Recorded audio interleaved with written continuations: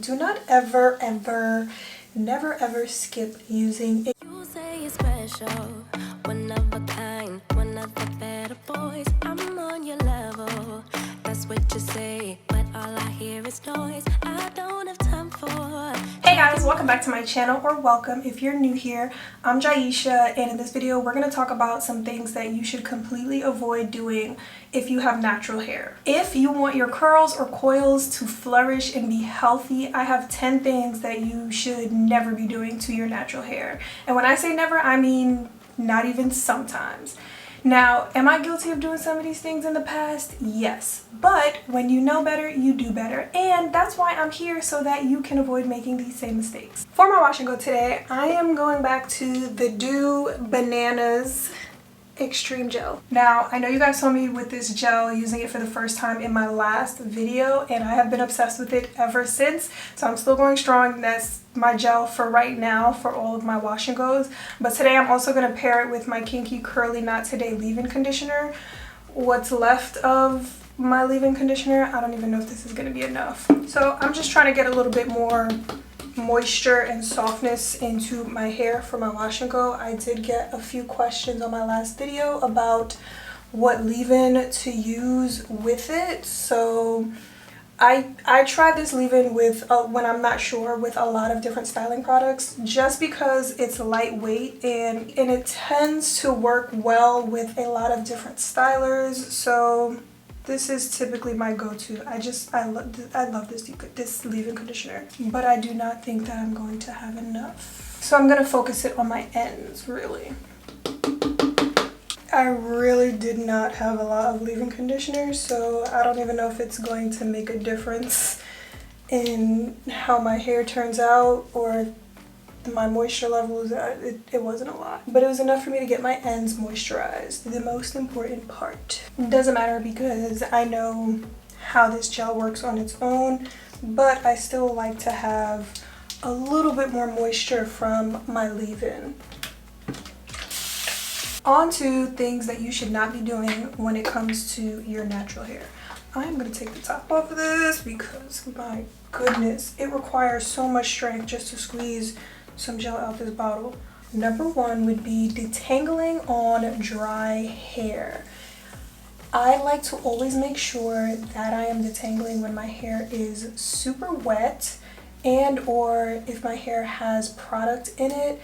Detangling on dry hair is really just going to lead to breakage and more shedding than what is necessary. I mean, for one, save yourself the arm strength. It is much easier to detangle when your hair is wet because the water, or if you're using product, it just helps to kind of melt away those tangles, and it helps move them down and just kind of get out of your hair easier than solely relying on your detangling tool. You're not just relying on a brush or a wide tooth comb to get the tangles out. The water or the product will help move it along, and it just helps you be more gentle. It saves you a ton of time. Now, I like to detangle in the shower when I'm deep conditioning my hair after I have washed it.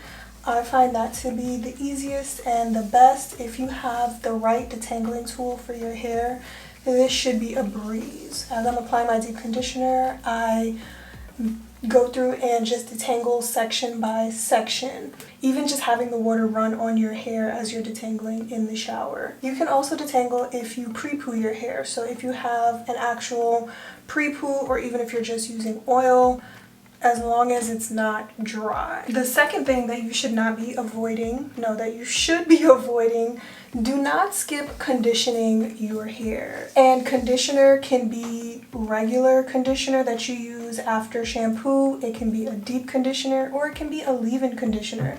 These are all really great sources of moisture, long-term moisture, short-term moisture, to keep our curls bouncing and not frizzy. Moisture is essential for so many things. It's like a really big main source of moisture, especially deep conditioning, because it is as the name implies, it gets deep into your hair and it provides long-term moisture. Really and truly, you should be using 2 out of those 3 on every wash day, whether it's a regular conditioner and a leave-in conditioner or a deep conditioner and a leave-in conditioner. You need something. And speaking of conditioner, what you should be avoiding is overnight deep conditioning. Now, listen, I know I'm guilty of it too, and it kind of just seems like, you know, the longer you leave this moisturizing product on your hair, the more moisturized your hair is going to be. It's actually having the opposite effect on your hair. So too much moisture, there's something called hydro fatigue where your hair can be over moisturized.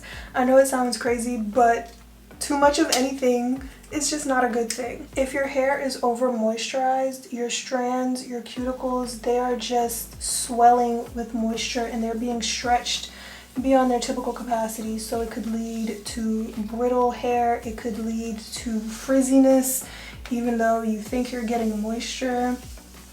When I used to do this, I would put conditioner, deep conditioner in my hair before bed. When I wake up and wash it out, I would be like, oh, my hair feels so soft, it feels great, but my hair was actually really mushy. And so that is a sign of having too much moisture in your hair, and then you would need some protein to balance it out. It's also not healthy for your scalp to be, you know, wet, and just the heat and the moisture, it could lead to bacteria on your scalp or all types of issues. So avoid. Another one that I am guilty of is don't skip your trims. Do not skip on regular maintenance of trimming your ends. It is super important, and I am really just now learning this lesson. I know it's hard and it's annoying when you see this length and it kind of all just has to go, but split ends are not serving you or your hair, and it doesn't make your hair look good. The splits are just going to continue going further and further up your hair shaft,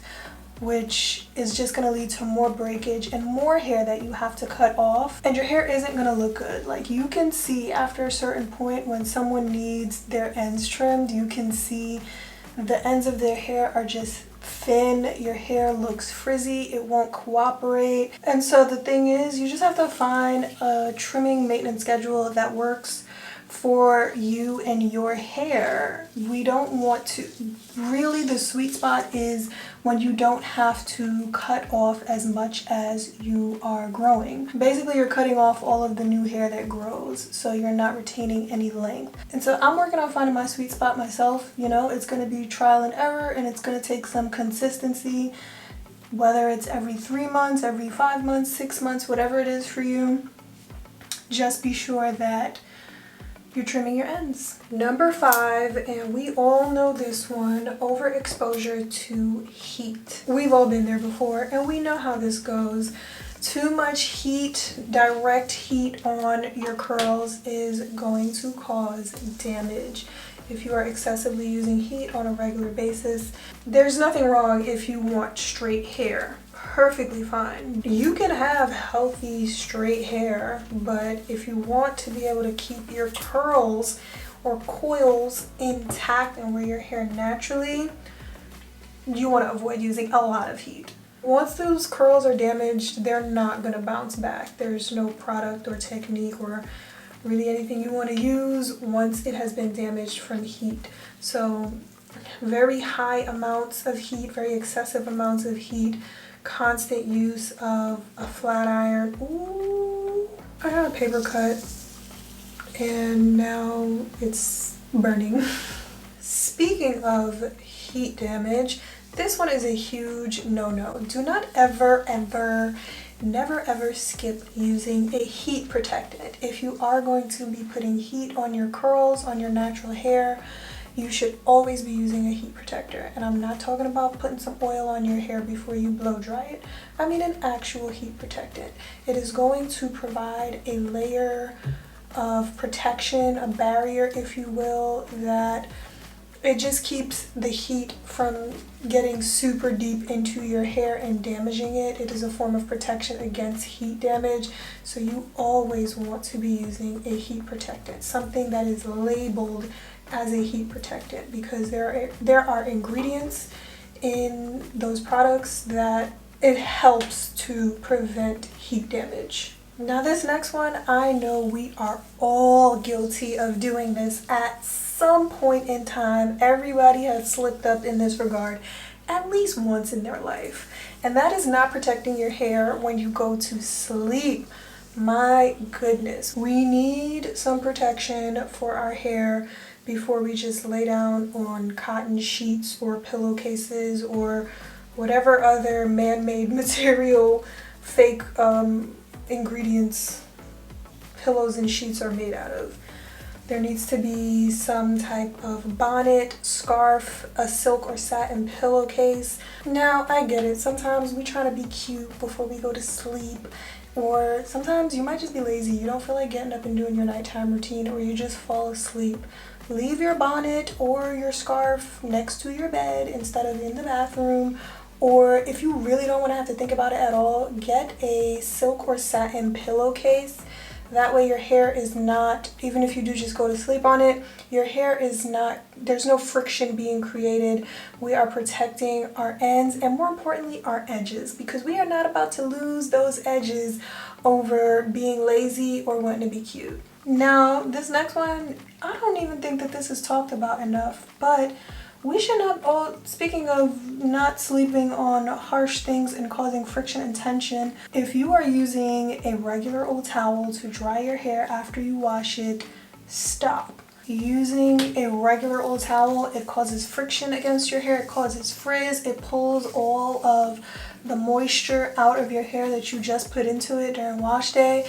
And who wants to be dealing with frizz before they've even styled their hair? So, better option, use a microfiber towel that's a lot more gentle on our hair. Or you can do what I do and just use a t-shirt to soak up the extra water and moisture but not dry your hair out. Y'all see me come on here every video in the beginning of the video. That is a t-shirt on my head if you did not know. What else do we want to avoid? Tight hairstyles. Not even just braids, or not even just box braids or cornrows or whatever. Anything that is super tight. It could be ponytails and buns. It is pulling on your edges. It's causing tension. You could lose your edges behind that. You could get a bald spot.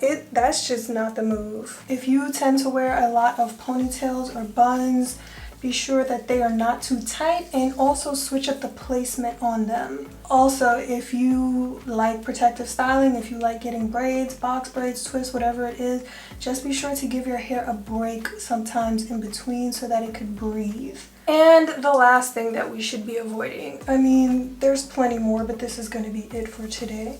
Let's not over manipulate our hair. Over manipulation is just too much touching, too much styling, too much. Like, sometimes it's great to set it and forget it. Like, leave your hair alone so that it can just do whatever it wants. Just try to do things where you can set it and forget it. Be careful with those protective styles, and you know, that's why I love doing a wash and go, because it lasts me all week and I really don't have to worry about my hair. I just don't touch it until it is completely dry, and then my hair is good for a week. That's if you're using a good gel. Now, if you're using something else and your wash and go doesn't last as long, it's cool. But as long as you can get maybe like 4 days out of it, minimum, you're good. Something that I am just now noticing about this gel that I didn't know when I bought it or the first 2 times that I used it, this is my 3rd time using it, is it's not made for wash and goes. It's actually made to slick your hair down. Nowhere on the bottle or on the website does it say you can use it for wash and goes. But that's just me. I'm gonna use it for a wash and go anyway. And I'm starting to realize that the gels that are made for slicking your hair down are probably the best gels for a wash and go, because they're the ones that actually are not lying about the strong hold. So, I mean, except with the exception of Pattern Beauty. Their Stronghold Gel, I'm not even gonna talk about it.